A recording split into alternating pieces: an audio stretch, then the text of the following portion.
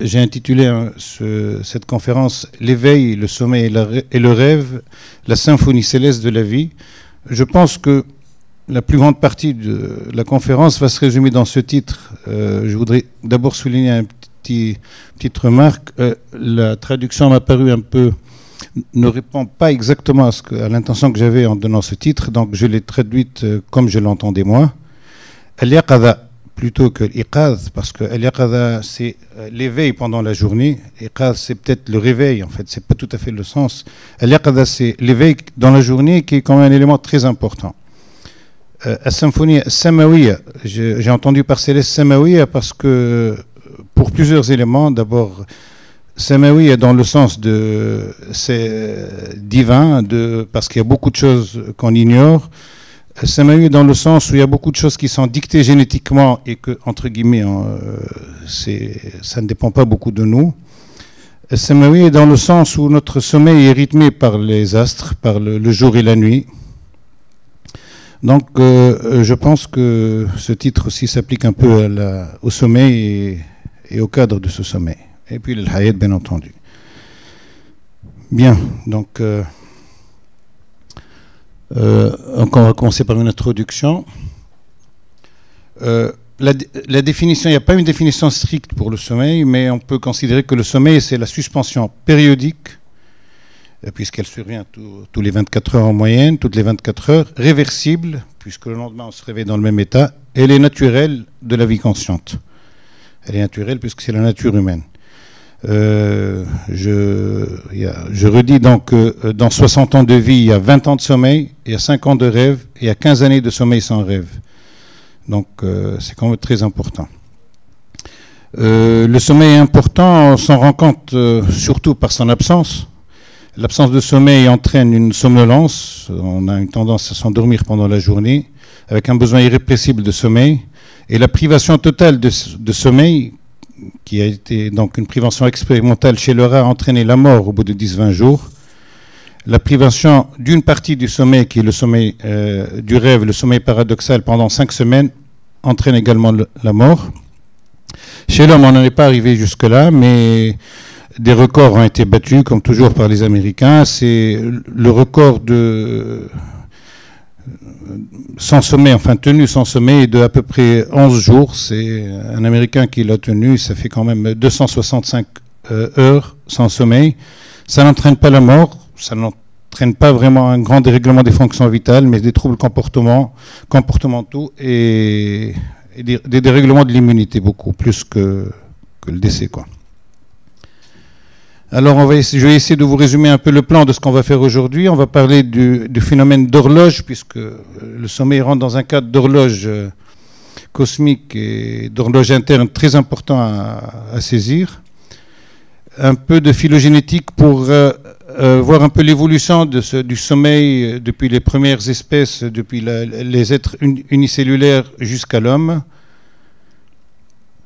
On va faire voir ce que représente une nuit de sommeil normale, ce que représente le rêve et l'évolution des idées sur le rêve, les typologies, c'est-à-dire les limites du sommeil normal, puisque personne n'a un sommeil identique à l'autre, l'évolution du sommeil avec l'âge, depuis le fœtus in utero jusqu'au vieillard, les moyens d'explorer le sommeil, et puis les principales maladies du sommeil. Je ne vais pas rentrer dans les traitements, puisque ce n'est pas le propos d'aujourd'hui. Alors l'horloge, c'est une notion très importante pour comprendre le sommeil. Nous sommes tous des êtres cycliques, tout ce qui vit alterne. Le cycle de la naissance et de la mort, le cycle des saisons au cours d'une même année, les cycles jour et nuit, les cycles différents du sommeil au cours d'une même nuit, puisque la nuit n'est pas régulière, le sommeil n'est pas régulier au cours de toute la nuit, les cycles de la lune, les cycles mensuels et menstruels des femmes, et j'en passe. Depuis le début du XVIIIe siècle, on a remarqué que déjà chez les plantes, il y avait un cycle pratiquement quotidien. Et là, je reprends une observation de Jacques d'Ortout-de-Méran, déjà en 1729, qui notait que la fleur qu'il avait, enfin la plante qu'il avait à la fenêtre, était épanoui pendant la journée et les fleurs et les feuilles étaient beaucoup plus flasques la nuit. Donc il a pensé que c'était un problème de jour et de nuit, mais il a fait l'expérience de mettre ce pot de fleurs à l'obscurité. Et il a remarqué que même s'il n'y a pas de contact de soleil et de lune, la fleur, la nuit, était fanée également.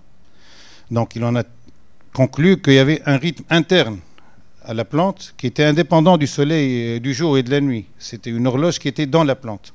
Alors ensuite, c'est les travaux expérimentaux de spéléologues français qui lui a constaté cette histoire. Donc c'est lui qui a rapporté l'histoire de l'orang-outan. Il a fait l'expérience de rentrer dans une grotte, donc de sortir de cette horloge cosmique jour et nuit, et de voir comment évoluaient ses jours et ses nuits et son activité. Et c'est quand même une des premières expériences les plus importantes chez l'homme. Il est resté, comme vous le voyez, du 18 juillet 62 jusqu'au 14 septembre 62, dans une grotte dans le Hérault, du côté de Carcassonne, en 1962. Et son récit est très beau à lire. Vous le trouverez sur Le Monde du 22 juillet 2004. C'est facile à trouver sur Internet. Et donc, ça a permis de tirer une conclusion très importante, que son cycle de lever et de coucher n'était pas de 24 heures, mais de 24h30. C'est-à-dire que s'il se couchait aujourd'hui à 8 heures, demain il se couche à 8h30, après-demain il se couche à 9 heures, il s'endort toujours 10 heures ou 9h30, mais tous les jours il se décalait d'une demi-heure. Ça a permis de tirer la conclusion qu'en fait on n'était pas fait pour s'endormir et se relever au bout de 24 heures exactement, qui est l'horloge conventionnelle avec laquelle on vit, mais de 24h30. Voilà, donc ça c'était pour faire une parenthèse sur l'insomnie.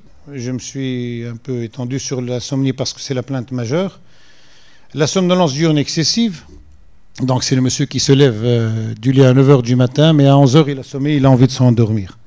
C'est à peu près ça, et c'est une des causes les plus importantes de somnolence, d'accidents de la voie publique pendant la journée.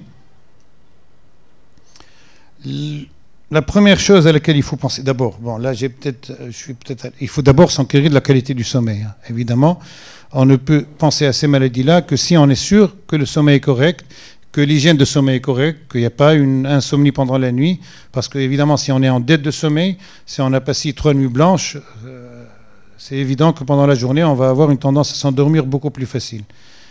Sinon, les causes les plus fréquentes chez l'adulte, c'est le syndrome d'apnée obstructive du sommeil. Vous avez certainement entendu parler de ça. Il ne faut pas le négliger. Il y a 2 symptômes pour le syndrome d'apnée obstructive du sommeil. C'est des gens apnée obstructive du sommeil. Hein. Donc c'est des gens qui font des apnées, c'est-à-dire qu'ils arrêtent de respirer pendant la nuit. Et ils arrêtent de respirer, ça peut arriver jusqu'à 200, 300 fois pendant la nuit. Ça peut vous paraître exceptionnel ou étonnant, mais je peux vous garantir qu'il y a 5% de la population adulte qui a un syndrome d'apnée du sommeil qui l'ignore. Les maîtres symptômes, c'est le renflement pendant la nuit et la somnolence diurne. Le renflement en soi n'est pas suffisant pour poser le diagnostic d'apnée du sommeil, parce que à 30 ans, 30% des hommes ronflent, à 50 ans, 50% des hommes ronflent. Ils n'ont pas tous une apnée du sommeil. Mais quand ce renflement s'associe à une somnolence importante pendant la journée, il faut se méfier. Quand il y a un type qui ronfle beaucoup la nuit et qui, pendant la journée, dès qu'il est dans des conditions de sommeil, il s'endort, il a beaucoup de chances d'avoir un syndrome d'apnée obstructive du sommeil. Il faut l'enregistrer parce que c'est quand même une pathologie qui est très importante. Ça ne donne pas uniquement ce problème de somnolence pendant la journée. C'est une des causes les plus importantes d'infarctus du myocarde, de troubles du rythme, d'accidents vasculaires cérébraux. Il ne faut pas négliger ça. D'obésité, de décompensation de diabète. Des fois, il suffit de régler ce problème d'apnée pour que le diabète qui était totalement déséquilibré devient équilibré, pour que l'hypertension qui nécessitait 4 médicaments ne nécessite plus qu'un seul médicament. Donc il faut savoir y penser, c'est très important. La deuxième maladie, c'est la narcolepsie. Alors j'ai pris 4 photos uniquement pour résumer cette maladie. C'est une maladie qui n'est pas très fréquente. Il y a deux narcoleptiques pour 10 000 habitants en moyenne. En Tunisie, on ne sait pas à peu près combien on a. Il y a 4 symptômes majeurs dans cette maladie-là. C'est des gens qui s'endorment comme si un bouton se fermait, quoi. Ils sont en train de discuter comme ça, puis pof, il dort. Il dort dans la seconde, sans prévenir. Il peut dormir au volant, il peut dormir en étant en train de faire une conférence, paf, il dort. Il ronfle tout de suite, il est en plein sommeil. Au bout de 2 secondes, il est en plein sommeil, quoi. La cataplexie, le deuxième symptôme, c'est une sorte de paralysie musculaire. Rappelez-vous la paralysie musculaire du sommeil paradoxal la nuit. C'est des gens qui sont totalement paralysés pendant la nuit. Donc c'est en fait une sorte d'introduction de la nuit dans le jour. Donc c'est des gens qui, dès qu'il y a une émotion, dès qu'il y a une scène qui fait rire, dès qu'il ébauche le rire, il a une paralysie totale et il tombe comme un chiffon, quoi. Il tombe par terre. C'est impressionnant. Quand vous en avez vu un, c'est vraiment impressionnant. Vous avez un type qui est debout, au bout d'une seconde, il est par terre comme un chiffon. Et la 3e seconde, il se lève, il n'a plus rien. C'est beau, c'est pour ça que je vous en parle. Enfin, c'est beau, entre guillemets. C'est heureusement une pathologie très rare. Et on connaît le traitement, c'est pas très grave, quoi. Le 3e signe, c'est la paralysie du sommeil. La paralysie du sommeil isolée n'a pas beaucoup de signification. Pratiquement tout le monde a expérimenté la paralysie du sommeil, boutelisme. C'est des gens qui se réveillent en pleine nuit en ayant le sentiment qu'ils ne peuvent rien bouger. Ils sont éveillés, mais ils sont capables de bouger aucun membre. Ils ont l'angoisse d'être paralysés, et puis au bout de quelques secondes, ça passe. Ça, c'est un symptôme très, très courant qui est à la limite normale, qui n'est pas une maladie. Mais quand ça rentre dans ce contexte-là, c'est un élément diagnostique. Et puis les hallucinations, c'est des gens, avant de s'endormir au réveil le matin, voient des scènes un peu particulières, des poissons, des mouches, se voient voler, ainsi de suite, quoi. Donc ça, c'est la narcolepsie. La 3e maladie qui est très fréquente, quand j'entends 10 à 15% de la population, c'est quand même une pathologie très fréquente et qui est méconnue. Vraiment méconnue, c'est le syndrome qu'on appelle le syndrome des jambes sans repos. C'est des gens qui, la nuit, avant de s'endormir, ont des douleurs dans les jambes. Dès qu'ils se mettent au lit, ils ont mal aux jambes. Ils sont obligés de bouger les jambes. Des fois, ils sont obligés de faire quelques pas. Ils reviennent, ils se remettent au lit. Ils mettent du temps à s'endormir. Dès qu'ils bougent, ils n'ont plus mal. Dès qu'ils sont au repos, ils ont mal. Pendant la journée, ils n'ont aucun symptôme. C'est une maladie connue qu'on traite très bien. Il faut savoir la diagnostiquer parce qu'un quart de comprimé d'un médicament et ça fait disparaître ça. Ça reconstitue un très bon sommeil, on n'a plus mal et on est dans un confort exceptionnel. Donc il ne faut pas le négliger, quoi. C'est une maladie qui peut être secondaire à d'autres maladies. Il faut toujours rechercher la cause, essentiellement les anémies et les déficits en fer. Là, on va passer aux troubles du rythme circadien. Je crois que c'est la dernière pathologie qu'on va traiter. Alors, les troubles du rythme circadien, c'est ces gens qui ont une horloge qui n'arrive pas à s'adapter à l'horloge de tout le monde, quoi. C'est pas un truc exceptionnel non plus. Il y a beaucoup de gens, ça va de 2 à 10% des gens, qui sont faits comme ça. Il y a des gens qui ont ce qu'on appelle... Bon, alors là, c'est le sujet moyen, on ne va pas dire normal, qui s'endort à peu près à 11h, minuit, il se lève à 7h du matin. On a des gens qui ne peuvent pas s'endormir avant 3h du matin et qui sont bien quand ils se réveillent à 11h midi, tous les jours. Ils ont ce qu'on appelle un syndrome de retard de phase. Leur phase de sommeil est retardée. Elle est retardée par rapport à la nuit et au jour. Il y a des gens qui ont ce qu'on appelle un syndrome hypernictéméral. En fait, ils vivent comme s'ils étaient dans une grotte. C'est-à-dire qu'ils sont insensibles au jour et à la nuit.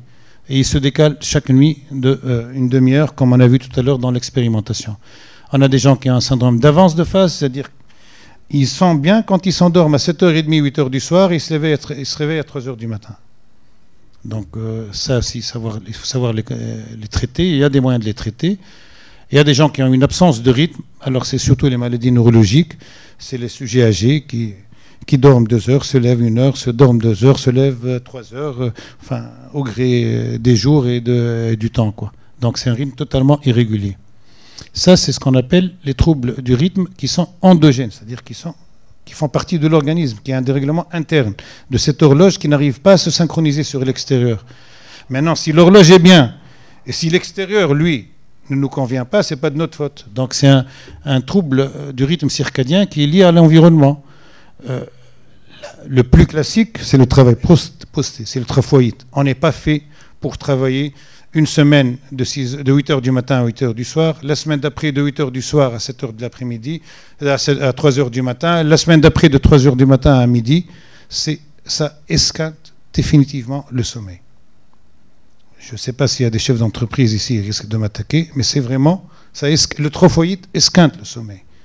Et avant de rentrer des gens dans un circuit de trophoïde, il faut vraiment le faire une étude, il faut voir leur typologie, il faut voir si c'est des gens qui sont capables de s'adapter. Sinon, c'est des gens qui vivent toute leur vie en dette de sommeil. Ils accumulent toutes les nuits 2 heures de dette de sommeil. Ils dorment 2 heures de moins chaque nuit.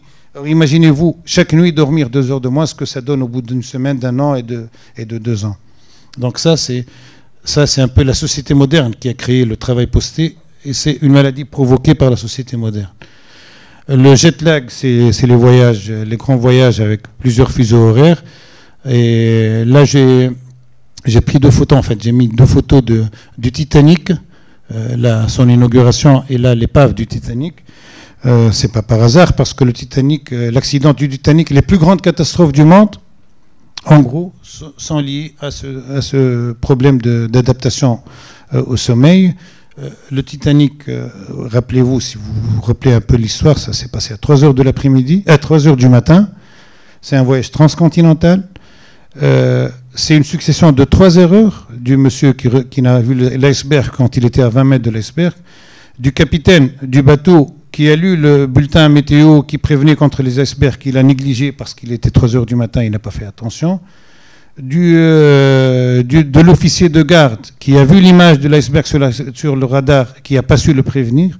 Donc c'est une catastrophe qui est due au sommeil.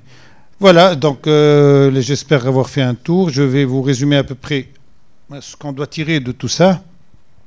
Le sommeil obéit à des lois génétiques, cosmiques et sociales. Donc c'est de là que vient le mot céleste, céleste dans le sens beaucoup plus ciel et beaucoup plus samawi. Sa qualité dépend d'un équilibre entre toutes ces composantes qui sont propres à chaque individu. Personne n'a un sommeil identique à l'autre. Malgré l'intérêt croissant porté à la compréhension des mécanismes du sommeil et du rêve, il s'agit d'un domaine encore très mal connu. Les pathologies du sommeil sont importantes à individualiser par un spécialiste. Le développement d'unités d'études et d'exploration du sommeil constitue un impératif qui doit être intégré dans un projet de santé publique. C'est très important. Enfin, il faut faire des enquêtes épidémiologiques pour évaluer l'handicap causé par les troubles du sommeil et pouvoir en réduire l'impact, particulièrement dans notre pays. Et je vous remercie.